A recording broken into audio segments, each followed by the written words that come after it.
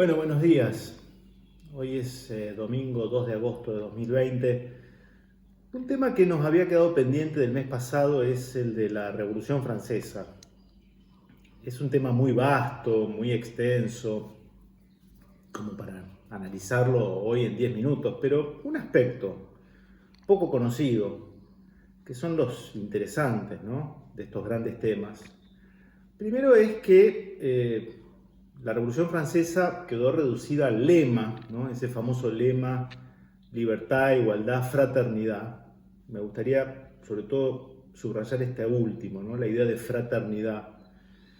Y mucha gente cree que tuvo lugar el 14 de julio de 1789 con la famosa toma de la Bastilla, esa prisión donde estaban detenidos los prisioneros políticos del régimen monárquico en Francia. Pero lo cierto es que hubo unos 15, 20 años en los que hubo de todo en esa Revolución Francesa, que marcó en gran medida no solo a Francia, sino a buena parte del mundo occidental, ¿no? Y hoy tengo este libro para recomendarles, La epopeya de la Vendée, ¿no?, del padre Alfredo Sáenz. La verdad, muy recomendable, La epopeya de la Vendée. ¿Qué es esto? Lo que ocurre es que cuando en 1989 se iba a celebrar en Francia el bicentenario de la Revolución, un investigador francés, Reynald Seger, se animó a tocar un tema tabú en la sociedad francesa, que era la gran cantidad de violencia desplegada por parte de los revolucionarios contra toda voz disidente. Y destapó un tema oculto hasta entonces, que fue el de la masacre de la zona de la Vendée, ¿no? De hecho, Seger, este investigador, y otros que siguieron esa senda, hablan del primer genocidio de la era moderna. Es un término fuerte, primer genocidio de la era moderna. Porque para hablar de genocidio estamos hablando de que se exterminó sistemáticamente a un grupo o a una porción importante de la población francesa de entonces. La zona de la Vendée es una zona, digamos, ubicada, para que imaginemos el mapa de Francia, la península de Normandía, bueno, al sur de esa península de Normandía, ¿no? Una zona rural, apartada de la ciudad de París.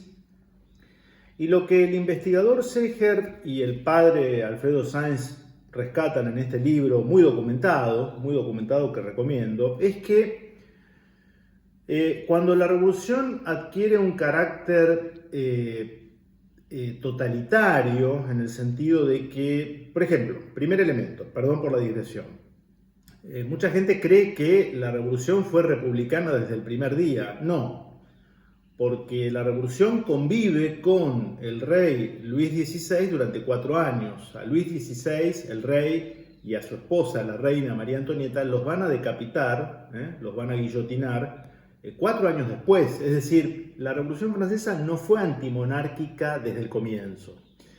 Y podríamos decir que había reclamos justos en una sociedad en la que la corona, la monarquía, se había vuelto una monarquía de tipo absolutista. La voluntad prácticamente ilimitada del monarca y una buena proporción de la población francesa viviendo prácticamente en condiciones de subsistencia, de miseria. Ahora bien, en ese proceso revolucionario, que dura años, se van a hacer del gobierno los llamados jacobinos, es decir, el ala más radicalizada de la revolución, que le van a dar otra impronta. Es decir, no era ya la lucha por la justicia y la fraternidad y la igualdad ante la ley, sino que, por ejemplo, la revolución se vuelve, digamos, en términos de creencias religiosas, se vuelve claramente anticristiana. Hay una reforma de la iglesia francesa, que parte de la iglesia acepta y otros no. Se confiscan los bienes de la iglesia y se llega a aquello que es el punto límite, ¿no?, que es el prohibir el culto cristiano y hacer que la iglesia sea un apéndice más del Estado francés. Eso provoca una gran convulsión social interna, porque entonces ya no era la lucha solo por la justicia, la igualdad y la fraternidad, sino que era algo más. La revolución estaba tomando por otros carriles. Aclaremos que este proceso revolucionario, paradójicamente, va a terminar rendido a los pies de un emperador como fue Napoleón Bonaparte, ¿no? O sea, este proceso revolucionario que va a decapitar al monarca, al rey, termina a los pocos años, a fines del siglo XVIII, rendido a los pies de un emperador. No hay nada más absolutista que un emperador, pero que fue finalmente Napoleón el que encausa nuevamente la situación y pone un poquito de orden en semejante anarquía, ¿no? Pero volviendo a la cuestión de la Vendée, ¿qué es lo que pasa y qué es lo que motiva que investigadores serios como Reynald Seger, el padre Sáenz y otros califiquen a lo que allí sucedió, sobre todo en 1794, como el primer genocidio de la era moderna? Lo que viene a demostrar esta investigación de lo que sucedió en la zona de la Vendée es que el lema de la revolución, sobre todo en lo que refiere a la idea de fraternidad, que todos somos hermanos y nos tratamos como tales, quedó en palabras vacías, quedó en la nada. Porque la resistencia civil que hubo en esa zona, en toda Francia, pero sobre todo en esa zona, era precisamente de los cristianos, los franceses cristianos, que eran la gran mayoría del pueblo francés, que no querían, no estaban dispuestos a que en pos de ideales revolucionarios renunciar a aquello que consideraban lo más importante, que era su fe religiosa, el seguimiento de los mandatos de la Iglesia, etc. Se produce una resistencia, la chispa que motiva esto va a ser el reclutamiento forzoso de ciudadanos para ir a la guerra. Francia está luchando en varios frentes al mismo tiempo, pero el problema de fondo no era quién iba o no a la guerra, quién se sumaba o no al ejército francés, sino quién estaba dispuesto o no a renunciar a sus postulados, a sus creencias religiosas. Se calcula que se masacró en ese año, 1794, en esta zona de Francia, entre 250.000 y 300.000 personas. Varones, mujeres, niños, ancianos, por el solo hecho de no renunciar a su fe. Esto es algo de lo cual los que se consideran herederos de aquellos postulados de la Revolución Francesa, liberales en términos generales, deberían hacerse cargo. Es un tema que sigue siendo tabú, es un tema que no se investiga y que recién en los últimos 20, 30 años ha tomado estado público.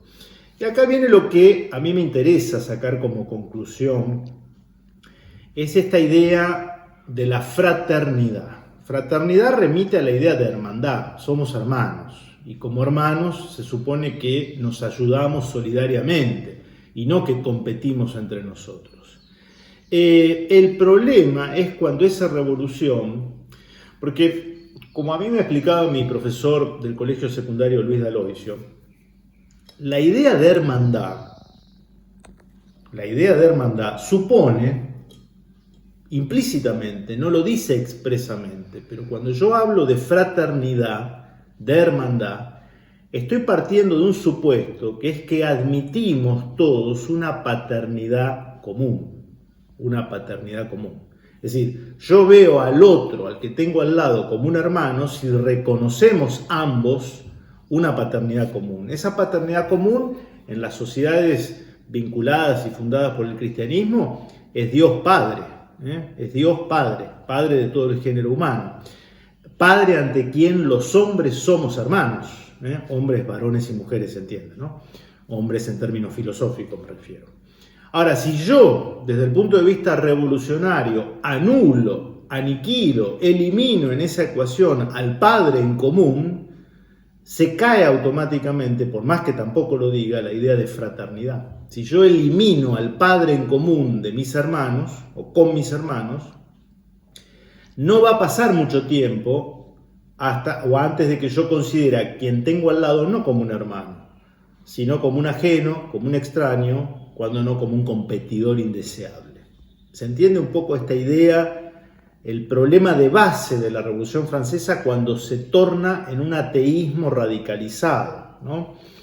Inspirado por los filósofos que lo habían precedido, Voltaire, etc., ¿no?